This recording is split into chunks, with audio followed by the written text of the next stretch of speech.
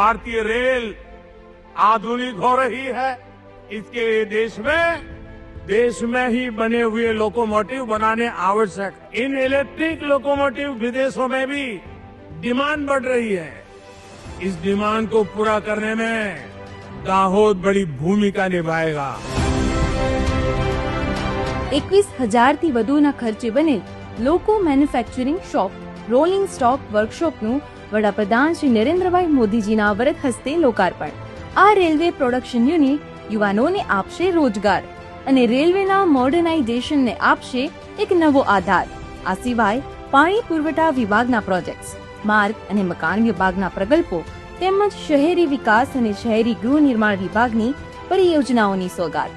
આદિવાસી સમાજના સશક્તિકરણથી અમૃતકાળમાં અગ્રેસર આપણું ગુજરાત।